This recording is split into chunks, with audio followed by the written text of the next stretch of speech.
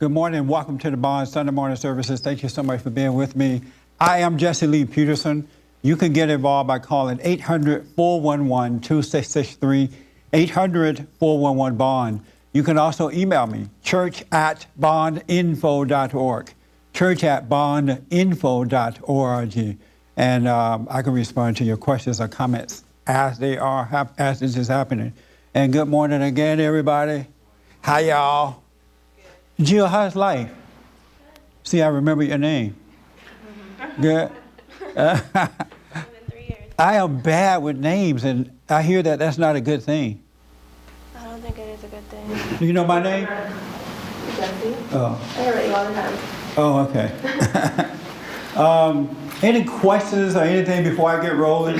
Anybody had a life or? Yes, sir. You have a question? Okay. He's coming with the mic. I just want to let you know that I was able to see that the Ned D'Souza film, 2016, Obama's America. No, I mean a question about your life or something. Okay. Not politics. Now, No question about that? just one factor, one thing. As I just want to let you know one factor. There was I'm not going to spoil it for everyone. There was a scene. That movie. How about something about your life? That what I was just trying to say is that what I was just trying to say is that let's just say that okay, just one thing. I'll make it short. I was when attending Mensa's funeral. I was wondering myself, how will I react? How will I act? Because this been a long time since I went to anyone's funeral, and I just wanted to make sure I don't act anything. And I was more interested in how I acting than probably the feelings of everyone there. That's why I mostly kept to myself in the funeral. Because you're trying to be careful as to how you acted? Yes. Why you want to be so careful with that? Because I know that if you knew my life, I was anything but careful in a lot of things. Oh, and so you didn't want to. What were you trying to prevent from happening at the funeral? I was trying to act polite. Oh, you were? Yes. Why? Because I know that I had to respect the feelings of everyone around me. And what is politeness at a funeral? How you try to act polite? There's as the old saying goes, if you can't say anything nice, don't say anything at all. Oh, so you kept quiet? Yes. Because you didn't have anything nice to say? Well, I didn't have anything to say at all, that is. Oh, okay. All right, well, that's deep. Okay. Thank you. Sorry if I wasted your time. No, you didn't. But the folks don't know who you're talking about out there. He's talking about one of the Bond guys who expired, and we had the funeral this past week. Just so they'll know what you're talking about. All right. Any other questions or anything? Comments? No? All right. I have a question. No questions for me, right? So, thank you. I'm glad somebody had a life. You guys like supposed to go out and do what I do? Live? Get involved and live and then come back and testify how God brought you through it. All right? Yes, sir. I've noticed the last few days, I was thinking about it this morning, I got a problem with commitment and decision-making, choices. Wow. And I noticed that when things come up, there'll be different choices of, generally like, you kind of like, sometimes you're in a position of kind of like picking this or picking this. But I noticed a problem in terms of making, we've often heard it said, if you don't know what to do, do nothing. Yes. But I've kind of taken that to an extreme and done nothing for a long time. Because it certainly doesn't mean don't ever do anything. Right. At some point, you got to make a call. We're all in businesses. We have families. We have things going on. Right. So I've noticed a certain, I guess they call it in maybe business like a paralysis of analysis.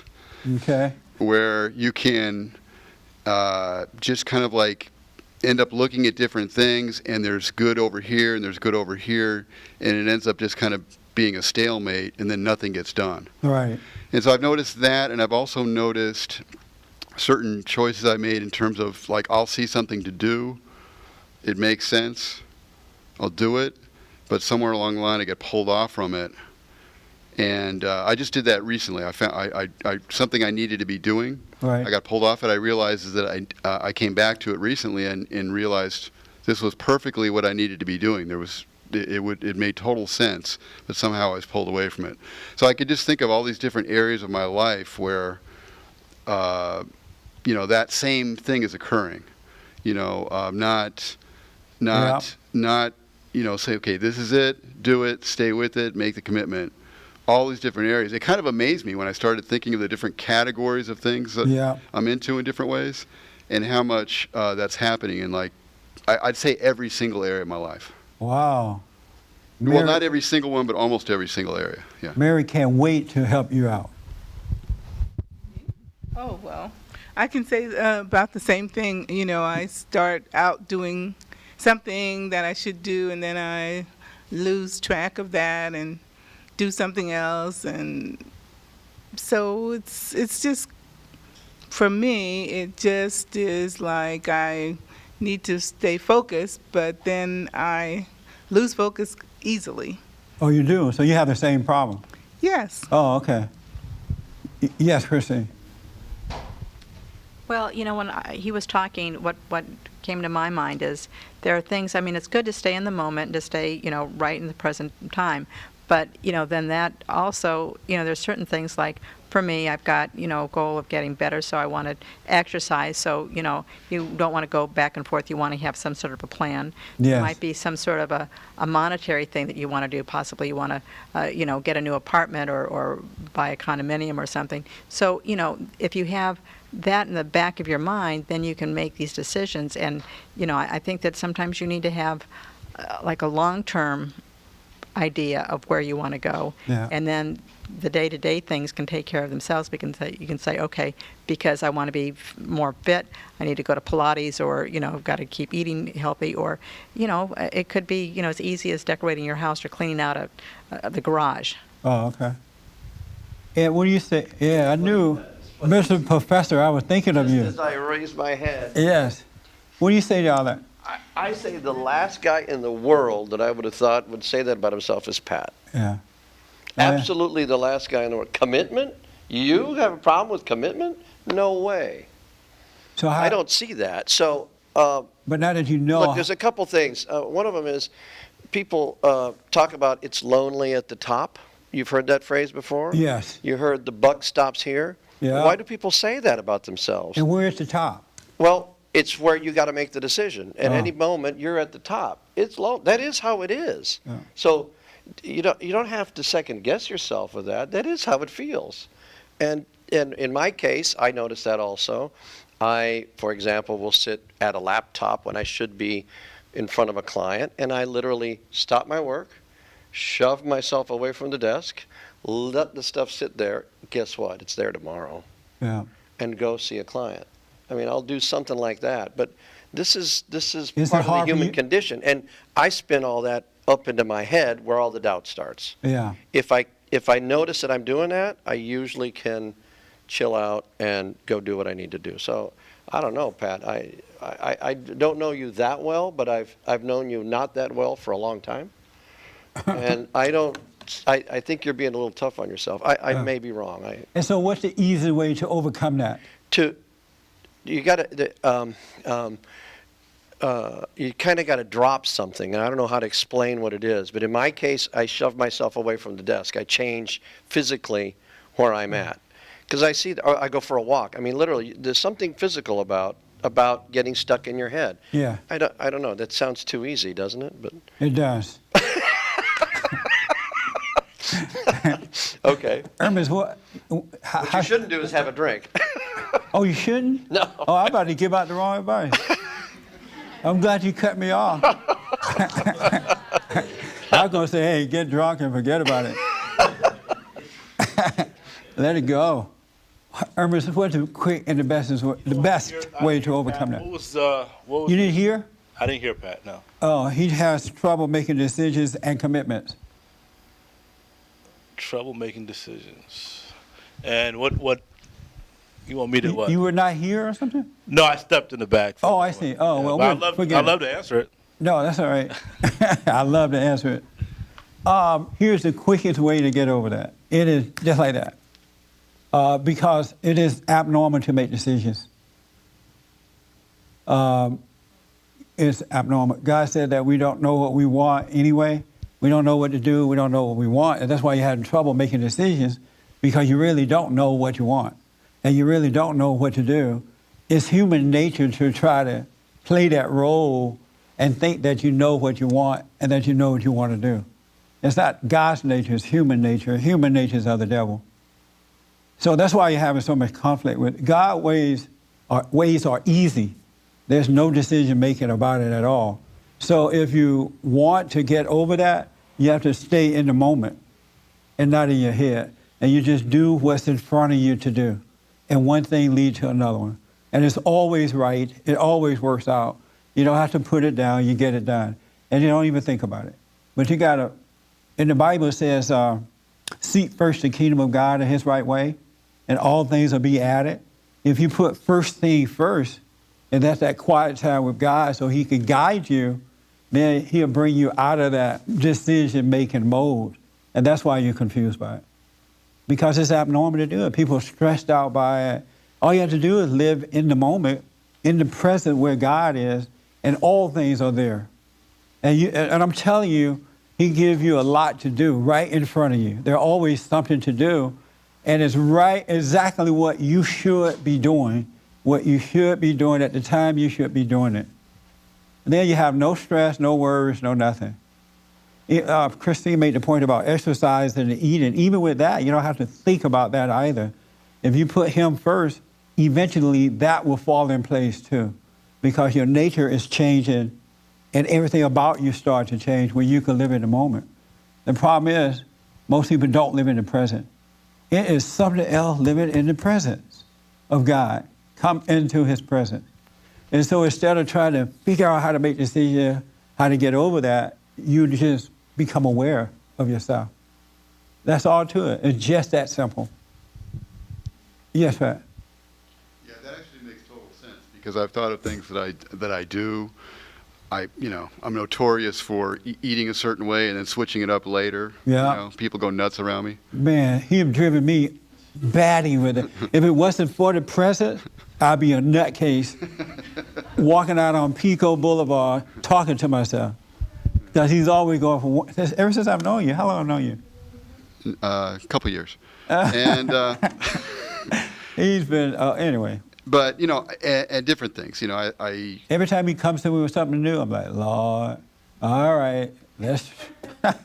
No, I'm kidding. yeah, you always roll your eyes. But I can give you a lot of examples for that.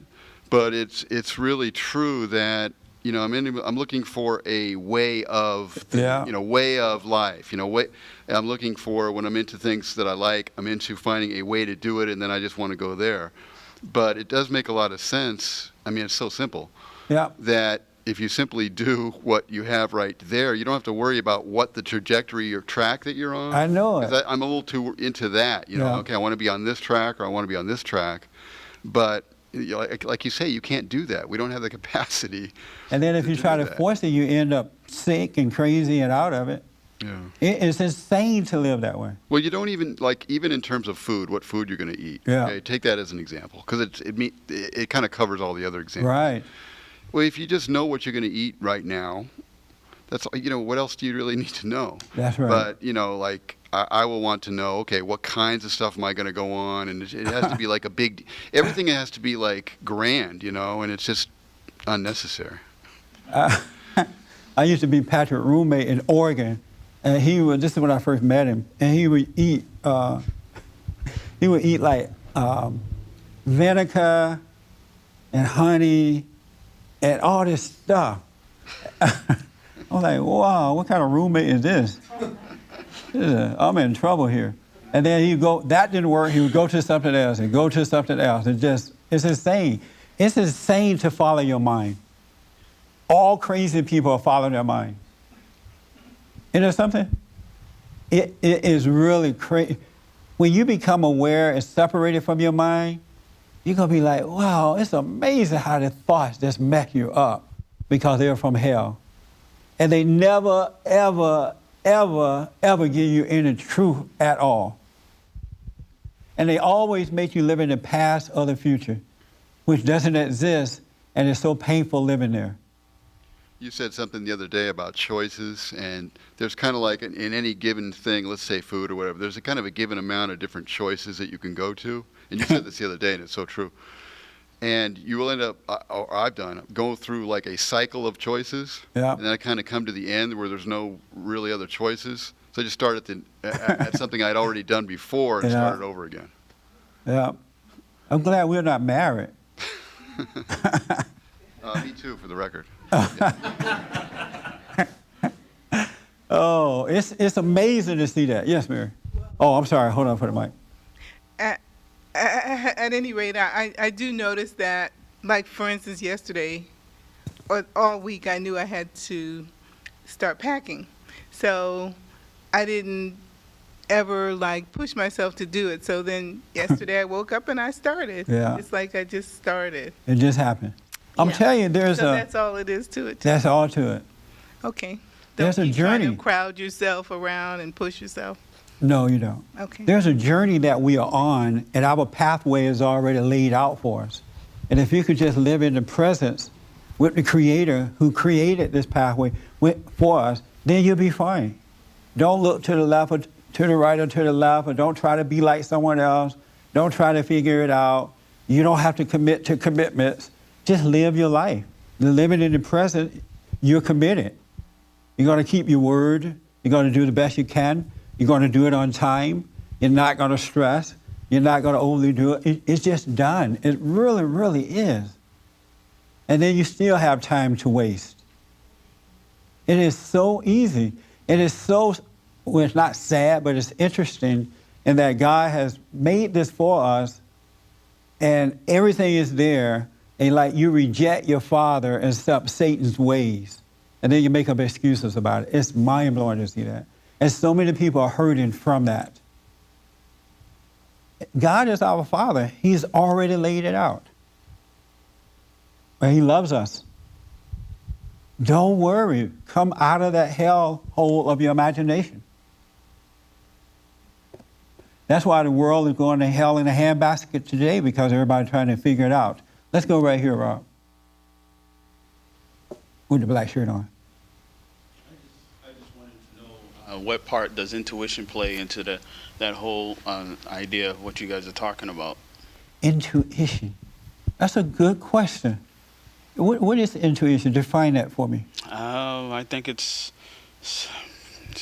like a guide, like a guidance, something inside you that kind of tells you to go one way or another. But sometimes you can confuse it with good sources or bad sources. But Oh, I see. it's just a thing of these guys are talking about decision making, Right. and you're talking about being free from decisions through objectivity. Can you imagine living a life free from decision making?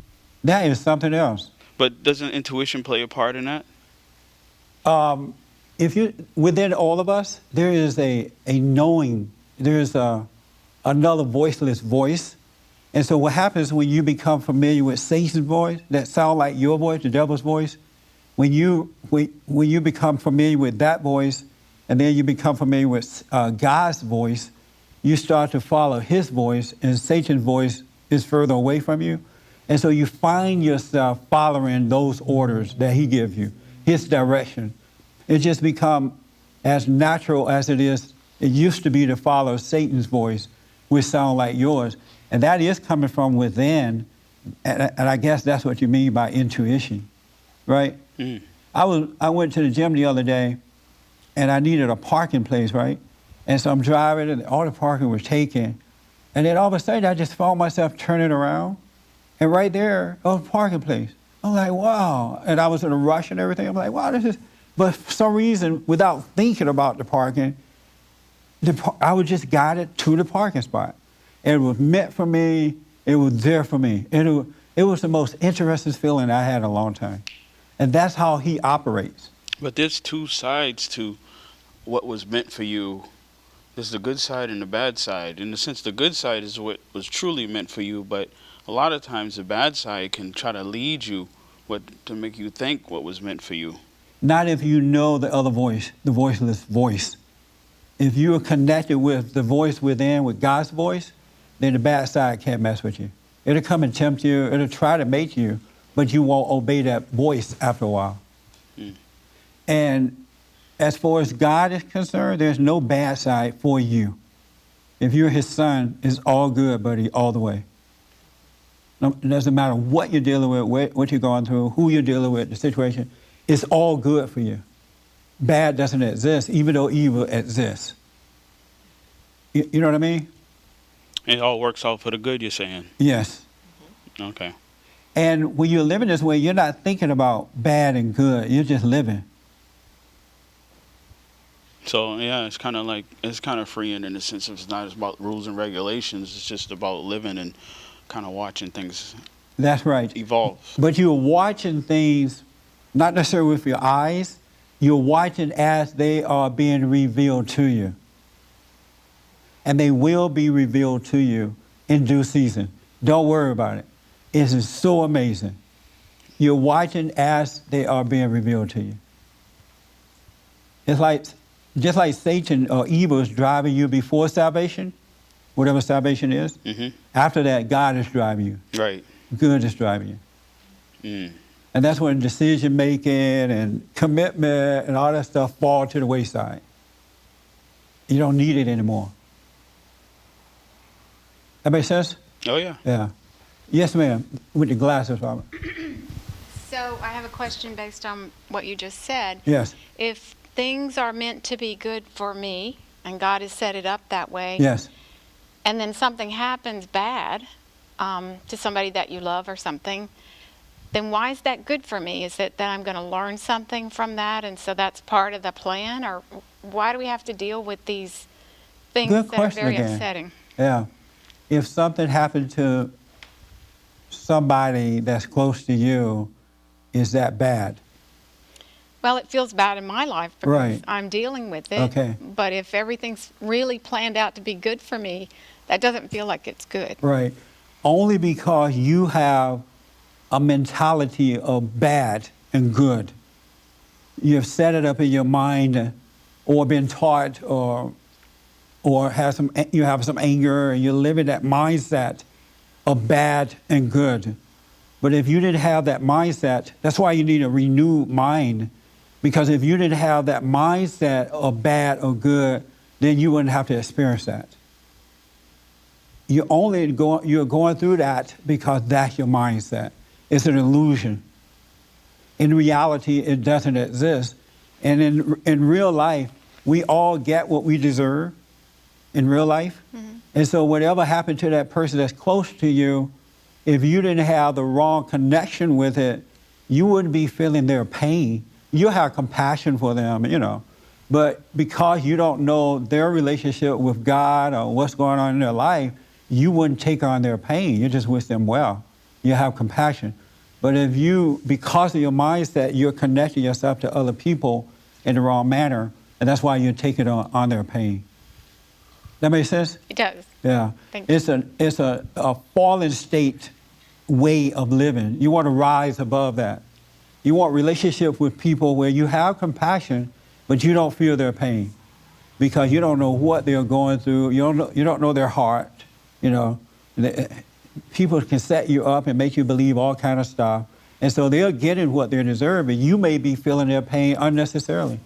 There's nothing you can do about it anyway. Okay. That makes sense? It does. Yeah. That's why he said we need a renewed mind from within. And when that light comes on from within, everything changes. Okay. Thank you. And then it's easy to walk away from your kids, from anybody that don't want to listen or they're on this road of destruction. There's nothing you can do about it. You're willing to let it go because you have this renewed mind, which create a different relationship with people, places, and things. We have to renew our minds from within. Do you know how to do that? Have you heard that said before? Not exactly. Oh, you haven't? Who have heard that before? Renew your mind from within. Oh, okay. Only 4 or 5 people. Do you know what it means to renew your mind from within? Okay. Yeah, I want honesty because I used to hear this all the time in the churches. Didn't know what they were talking about. It sounded good, but I didn't know what they meant. And then they would say, well, read the Bibles. That's how you renew your mind. No, you don't. You mess your mind up even more so. Who knows how to renew the mind from within? You know how? I don't know how. Oh, I'm sorry. Hold on a minute. I don't think I can say I know how, but I think that I don't know if it's us that does it though. Oh, okay. You just made the point about that light that goes off. Okay. And when that light goes off, that's the renewing of the mind, isn't it? Good question. Very good. Yes, Raymond. And I will. I'm not running from it. I just want to get some more feedback.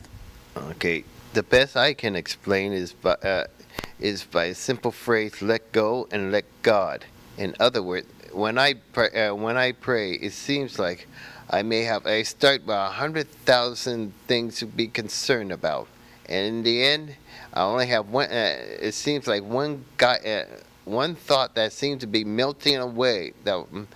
It seems like a thought, a guiding light within, and that seems to be blocking every thought I have, saying that's not important. That's what. That's what I've become aware of every time, even after I pray, that everything I do may be important, has only a limited importance compared to the big picture. Did that help at all? A little? Okay. Here's how you renew the mind from within. And you're right, it's not of ourselves that we can renew the mind. It has to happen. God caused that to happen. So here's an example. When trouble comes, sometimes stuff comes, right? And your first instinct is to try to solve the problem right away. So you can get rid of the pain, get rid of the hurt. You don't want to have to go through that. Anybody ever done that? So you want to hurry up and fix it, right? What I would recommend is that you take a moment and become aware of yourself within. Just kind of look at how you're feeling about it, what you're thinking about it. Pay attention to what Satan is telling you about the situation. Notice how you're feeling. Just take that still moment because God is there with you. And in that still moment, when trouble is there, your mind is being renewed. And you're changing in the way you see things, the way you deal with situations, the way you feel about life, the way you see life in that very moment. But the problem is most people get caught up in their head the moment something happened, and they're like running with their thoughts, trying to fix it and going nuts and going crazy. They never allow the renewed time to happen. That's one way to do it. When you could be still, remember when the disciples were on the ship with Christ, and they're all believing in him, and they're like, wow, you're really cool. We all tough. We on the water. We have faith. We believe in you, Jesus. You're the man, right? And Jesus like, oh, okay, cool. And Jesus knew that they were lying, right? So he said, they're like, oh yeah, we got faith. You know how you say you have faith until something happened, right? Like you feel all strong. I'm walking in faith. And then as soon as something comes. So Jesus laid down and took a nap. And then when Jesus took a nap, a storm came, which is challenges in life, came. And the first thing they did was freak out. Like, wake up, wake up. The storm, we're about to sink. And you're like, oh, I thought you guys had faith. They did not have the faith. But had they known to just be still, they could have commanded the water to be still. They could have stopped the rain. They could have stopped the storm. And that's what happens when something comes into your life to challenge you. If you could stay still in that moment and not go with the craziness of your head, you can change the situation just like that. And it's not you, but he that dwells in you to give you the power. Your faith will do it. It is absolutely true, absolutely amazing. But you got to stop overreacting to those situations Because all you're doing is setting yourself up for the next situation to be wiped out, even more so. Every time you overreact, your ship is sinking. Every time you stand still, you're stopping the storm. You're overcoming. That makes sense? But you got to be aware enough to know this is my moment to be still and know God. My moment to be still, because we have a power inside of us. And so it's given to us all the time. Every time a situation comes, that's a time for faith to go into operation. If nothing's happening, you don't need to have faith. But wait till somebody talk about you or somebody steal your money or someone lie on you or something. You're ready to freak out and go fight. But don't do it. Practice that so you can build that faith will build itself. Just calm down and be aware of how you're thinking. You can see then where you are with God. And he will blow your afro off. And if you have an afro, he'll take care of that too. It's so wonderful. But you got to calm down and live your life in that way, be aware. Did that help? That make sense? This is why you got to know yourself. Now, I know we all have jobs. Excuse me, we have families, we have businesses to run, we have all kinds of stuff, right? But those things are secondary to what I'm talking about. They are secondary. Put first thing first, and that is seeking God within you. He's there. He loves us, and he will take care of you. And it's just mind-blowing. And the more you be aware in time of trouble, and I know some of you are not going to do it. It's so unfortunate. As soon as this meeting is over, someone's going to look at you out the corner of their eyes, and you're going to be mad. Rather than taking that quiet moment to overcome, to know God. Did I see your hand like a long time ago? Oh. No? You forgot? Okay, right here. Right here in the blue dress, Robert. I was just going to say, well, you continued, but what I was just going to say was, I don't think it's just taking that moment, but I think the word is talking to God about if something happens, then you take that moment, not just to, look within yourself and, well, what do I think I should do? You should take that moment to bring your problem to God and talk to God and communicate with him. You mean like with words? Give me an example of what you mean. Like when you pray. So let's say that trouble comes, right? You have a problem. Mm-hmm. And so you would take that and go to God and talk about that problem to him? Yeah. Are you saying that? Yes. Oh, okay. But that doesn't work. Why not? Because, and I know what you mean. Mm-hmm. Been there, done that, never worked. Because, again, we don't know what to ask for. We don't know what to say. When I'm going through things like that, all I ask is that God give me the courage to go through it, the strength to go through it, right? Give me the knowing to be still so I can go through it. Because if I went and prayed about it, I would be like, oh, Lord, hurry up and take this away from me. Why me? It wasn't my fault. You, God, fix this problem. And God is like sitting there looking, you know what, this is insane. Just suffer until you can wake up. But if you can just be still through it, and eventually he will give you what to do, you're showing faith that he will work it out for you. Because most of the times, or many times, we don't know why we're going through stuff anyway. There are things that we have not realized yet, and we're going through it, and going through it in stillness would cause you to realize, oh, wow, I was this way. This is why I had to go through that. But if you put those words out there, you're cutting all that off. I think it's a little bit of both, talking and listening. A little louder for me.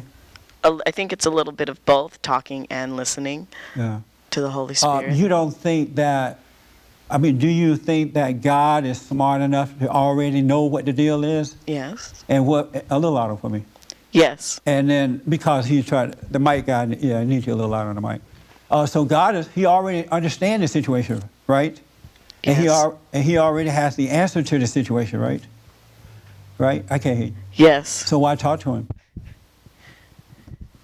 It's just like you would talk to, your father or your friend. But see, you have the Holy Spirit within you, and he's doing that on your behalf. Yes. And so if he's doing it on your behalf because we know not what to pray for, just be still and allow him to do it. Okay. That make sense? Yes. Yeah. Have you ever talked to God about your problems and he worked them out, he took them away? Yes. He took them away. Give me an example of something that he took away that you said, oh, Lord, this is a problem, take it. Well, I can't think of one on the spot. There's been a lot, so. There's been a lot. Yeah, several times. Okay. If something pops up, let me know. Sure. I'll come back to you. Did I see, Kelly, did I see your hand a while back? Yes. Okay. Just one moment for Robert. About the renewing your mind. Yes. One of the reasons that the meditation has been helpful to me is because it's allowed me to sit through, going back to what Pat said, like making mistakes, maybe the same mistake over and over again. You know, he was talking about eating, you know, or whatever it is. And being able to sit through it, realize, you know, this isn't the way that I want things to be or like the way that I want to do things. But, you know, eventually, like I come out of it, like on my own. And yes. The many times where, you know, and it could be anything, you know, any habit, but I'm able to kind of see myself in those moments. And it's only because of the meditation, you know, before, you know, I'd be like judging myself and then you're not able to gain anything from it. But that's been really helpful for me. And I realized after the fact that in those moments where, you know, I was not liking, you know, what the habit was, my mind was being renewed from within, and I learned so much from it, you know, and I gained a lot, so. It's amazing the revelation that comes once you sit through a situation, once you allow yourself to go through it without freaking out and worried about it and trying to change the situation yourself. The revelation that comes after that is pure love, and it is amazing. But you're not going to experience that until you allow yourself to go through that. You got to allow it to happen before you would know what I'm talking about. It is absolute, and once you lock into it, that's it. You don't have to worry anymore because you're going to know this other voice. You're going to know and recognize the voiceless voice, and that's what's going to guide you.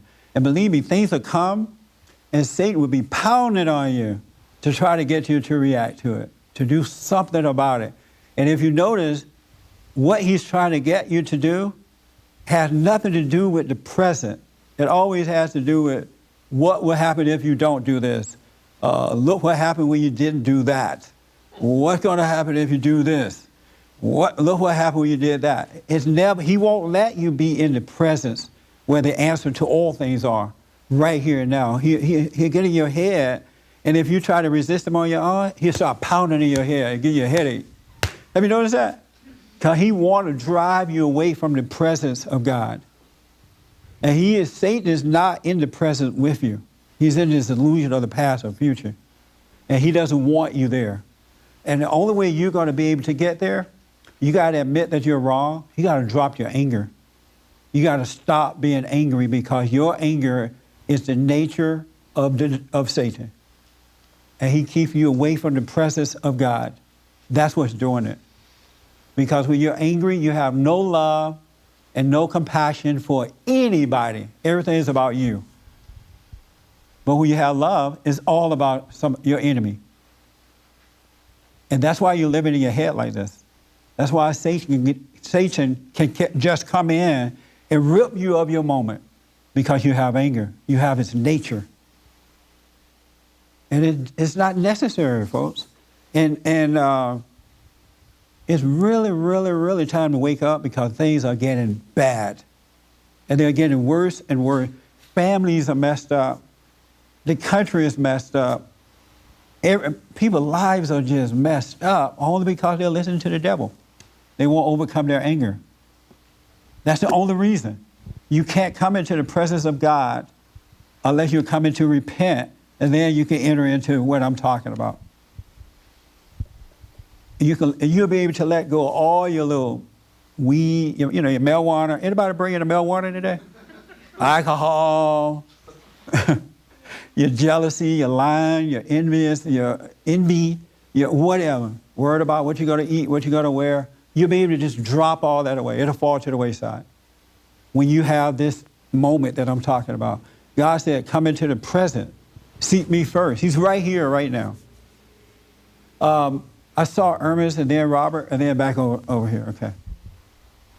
Man, I don't know. And How then I'll take you to John and James. I don't know how I could follow that, man. That was really powerful. And it's so real. I'm not making it up. I'm too dumb to make this up. I am. I'm really too dumb to make this up. You can't make, there are no words to express this. When I express it with words, it's the best I can do with it. You have to see what I'm talking about. You must be born again. And if you have anger, you're not born again. You're not a child of God. You're on the way, but you're not there. If you have any iota, little bit, tiny, little bit of anger, your father is Satan. Ooh. Yeah, will you guys still put a donation in the box? If you have this much of anger, your father is Satan. And you want to know how, if you have anger or not, wait until something happened to you. That's when you will know. Yes, Ernest. Yeah, I can totally relate to what you're saying, and this might sound shallow following what you just said, but I noticed that in that fallen state, I could see myself, just judging every single situation, man, and Yeah. I kind of know how to be still, but how do you make that commitment to be still? I noticed that I'm looking for salvation and everything else but in that stillness, and just to piggyback on what you were saying about the that voice, like Saturday, instead of getting up and running around, I was kind of at home relaxing, and I noticed that I could literally not just see the thought, but that voice that sounds like me, that's talking to me. Yeah. Like my body was there, but there's this other voice, and now I understand why people walk around, talking to themselves, and people think they're crazy, because there's that voice that sounds like us. It's not really us, that's constantly talking to us. Yeah. And once you become objective to it, you can see that that's not really you. I see this woman walking up and down Pico sometimes, and she's as nutty as a fruitcake. Just like, I drive past her. I think she does have a blanket sometimes. I drive past her. I know how you feel. I'm like, I understand this, sister. I can easily see how Satan can have you walking the street talking to yourself. Really, because once you lock into it, you start believing those lies, then you start judging those lies, and then you get mad about those lies. Can't no one convince you that it's a lie. Have you noticed that? And so it's easy to be walking the streets. I bet you if we put a speaker in you guys' home, a recorder, be surprised to hear what you're saying to yourself.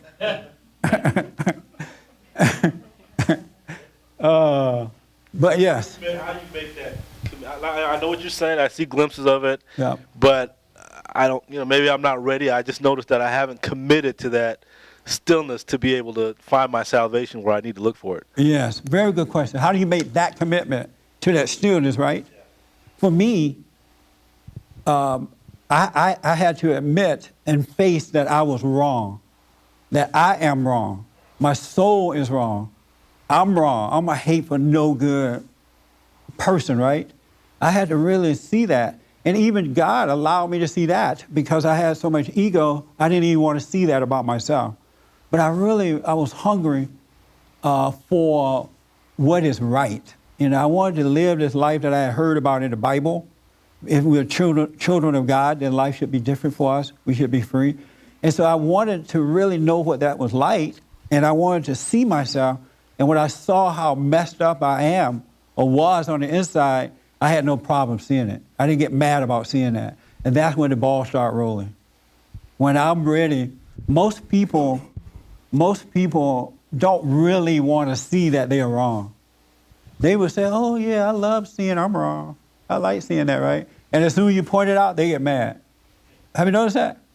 You're wrong by that. I'm not wrong, it's you. But you got to be willing to see that you're wrong because that is coming out of denial. And when you're coming out of denial, then God can help you. So would you say a good way to gauge that is how you deal with correction? Yes, absolutely. The way you deal with the situations in life, the way you deal with the way people treat you, the way you respond to everything, it shows you your relationship with God. It really does. Very good, man. It really does. Really, really does. There's nothing more important than seeking first the kingdom of God in his right way. No work, no friend, no nothing more important than that. And then everything else will fall in place. Let me go here. Rob, and then we'll take way around. Just come on around, Rob. Come on around. There you go. You're doing good. Not there, behind him. Behind him.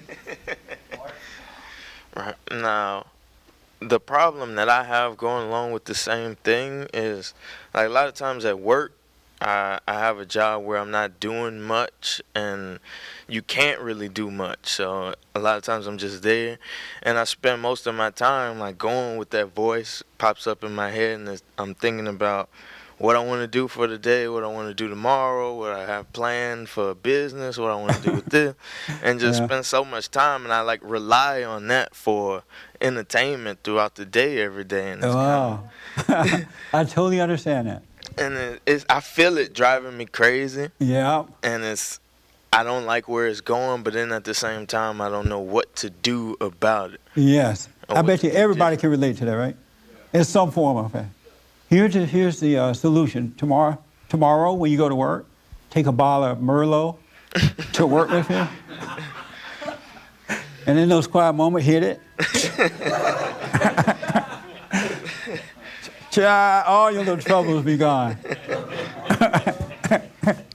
No, here's the real solution. And you should be grateful for that job and that you have that much time to become aware of what's going on with you. And so when those things come, just watch them. You know, just listen and watch listen to how my voice is talking to me. Listen to what it's telling me to focus on. Just quietly be aware of it, and it will start to change.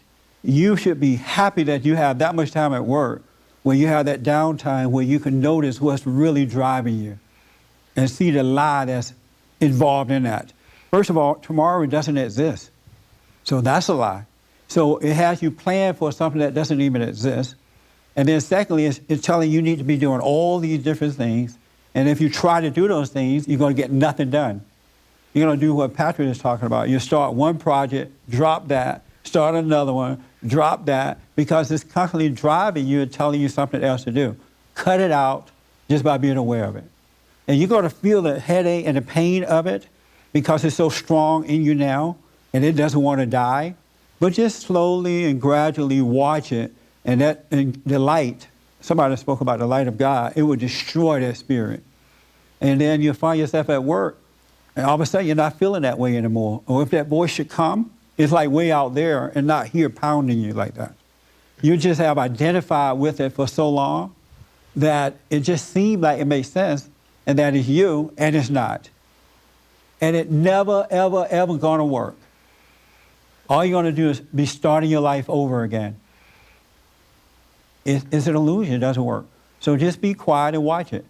You have nothing to do. Just sit quietly and just really just let go, and become aware of right now, and your whole mind and body will relax.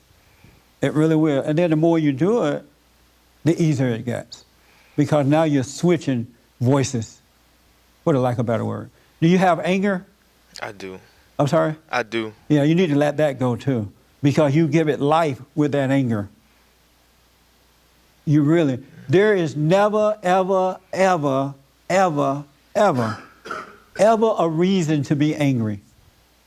There's nothing that can happen to you that should cause you to be angry. Isn't that something? Can you imagine a life like that? I haven't, well, yes, I can. Because every time I thought I was over my anger, and I thought everything was fine. Yeah. And then the situation would come and show me that I'm not. Right. And see, that's why it's okay with the situations, because you see your relationship with God and with yourself. You see that you really are angry, just that you haven't had anything to deal with yet. So you are angry, you don't have that love you need. That's why it's coming. God is really doing you a favor by allowing these things to happen so you can see you yet don't have the love. But once you get that love, then the mind starts to change too. It doesn't have so much power over you, illusion of power over you, because it doesn't have that anger to live off. Who do you need to forgive? At the moment, I'm not sure. Oh, okay. All right. Make sure you do the prayer. Are you doing the prayer? No. Well, then suffer, boy. Suffer and die. You got to be still. You got to pray. This is a spiritual battle we're talking about, and only God can handle that. Of ourselves, we can't do anything about it. He just wants us to become aware of it, of the fact that we are no good and that we can't do anything. You really can't do anything in life.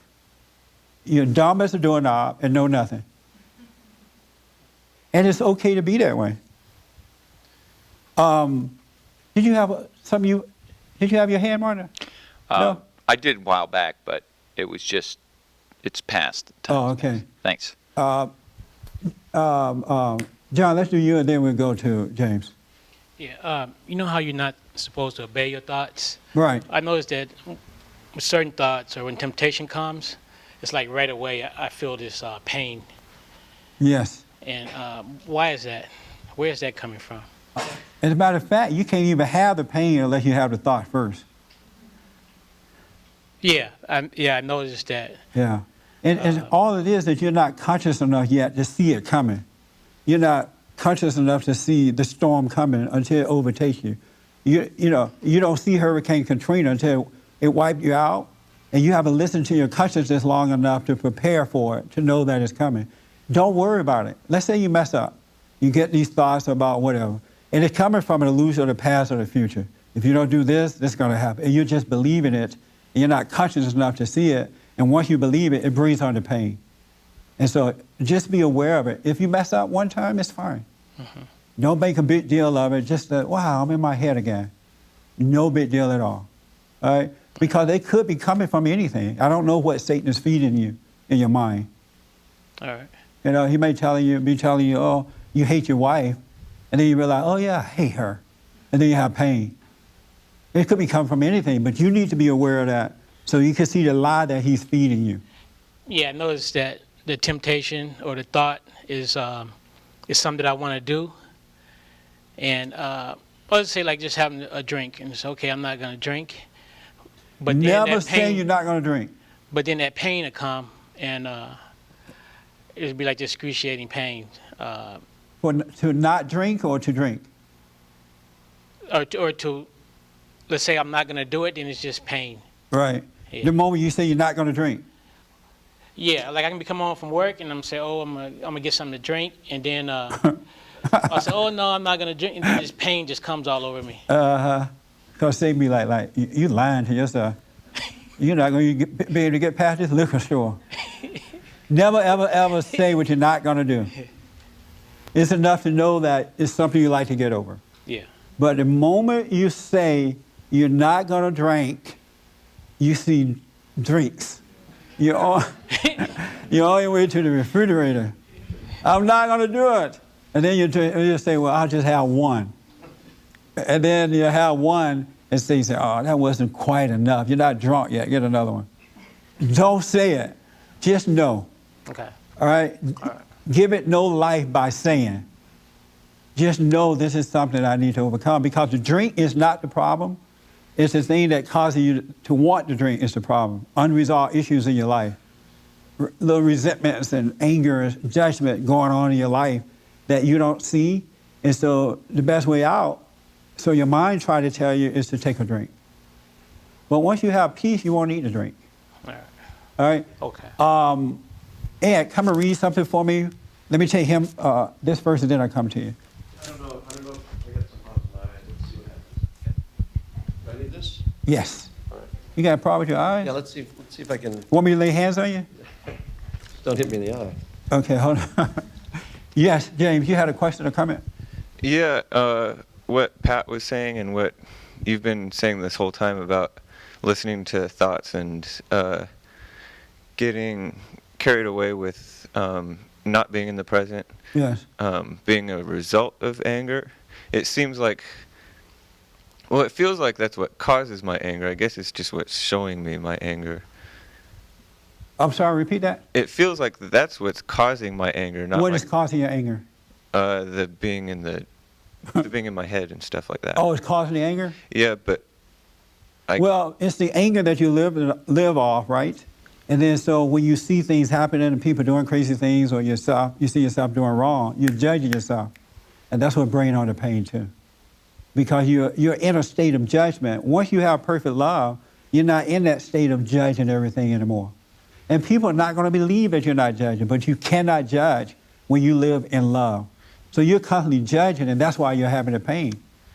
Yeah, that makes sense. Because you're living, it keeps you in your imagination. John, let's get this last comment here real fast. Man, we're running out of time. And I'm sorry, I'm just not going to be able to get to everyone. I just wanted to have you elaborate on what you said about not being able to really do anything. We're dumb as a doorknob. Yeah. But what about freedom of choice? How does that play into that? And also, we're capable of some good and some bad. Even though we may not be the driving force of it, we're capable of it. Very good question, man. We have to pick up on it next week because of time. But long story short, no such thing as choice. Doesn't exist. Another illusion. And there's no such thing that we're good and we're bad. You're either one or the other. And it depends on the God that you serve. If Satan is your father, you're no darn good. Because Satan is no good. If God is your father, then you're good because God is good. His nature is good. It's not you. There is no you making this being good or bad. It's the spirit that you identify with. And because we don't know good, we don't know evil till it's revealed to us. And so a lot of times you think you're doing good, you're doing evil because you don't know of yourself until it is revealed. And so we're dumb as a doorknob. But what happens is when you can realize that and you don't mind seeing it, then revelation comes. And that's when wisdom and everything comes through you that way. And that's when you can be smart. But you got to lay down this idea that come on, buddy. You got to lay down this idea that you're good and that you're smart and that you're wonderful. You'll feel better once you lay it down because there's no responsibility after that. Here's what happened to you. Here's what's going to happen to you if you keep up with the mindset that you have. I want Romans 1, 18 through 32. Right there, 18. The retribution of God from heaven is being revealed. Do me a favor, read the headlines. God's retribution against the Gentiles. The retribution of God from heaven is being revealed against the ungodliness and injustice of human beings, who in their injustice hold back the truth. For what can be known about God is perfectly plain to them, since God made it plain to them. Ever since the creation of the world, the invisible existence of God and His everlasting power have been clearly seen by the mind's understanding of created things. And so these people have no excuse. They knew God, and yet they did not honor Him as God or give thanks to Him. But their arguments became futile, and their uncomprehending minds were darkened. While they claimed to be wise, in fact, they were growing so stupid that they exchanged, this guy's a crack up, that they exchanged the glory of the immortal God for an imitation, for the image of a mortal human being, or of birds or animals or crawling things. That is why God abandoned them in their inmost cravings to filthy practices of dishonoring their own bodies, because they exchanged God's truth for a lie and have worshipped and served the creature instead of the Creator, who is blessed forever. Amen. That is why God abandoned them to degrading passions, why their women have exchanged natural intercourse for unnatural practices, and the men in a similar fashion too, giving up normal relations with women, are consumed with passion for each other, men doing shameful things with men and receiving in themselves due reward for their perversion. In other words, since they would not consent to acknowledge God, God abandoned them to their unacceptable thoughts and indecent behavior. And so now they are steeped in all sorts of injustice, rottenness, greed, and malice, full of envy, murder, wrangling, treachery, and spite. Libelers, slanderers, enemies of God, rude, arrogant, and boastful, enterprising and evil, rebellious to parents without brains, honor, love, or pity. They are well aware of God's ordinance that those who behave like this deserve to die. Yet they not only do it, but even applaud others who do the same. And that's what's going on in society today because of what we talked about today, the lack of love. Thank you for tuning in, and thank you for coming.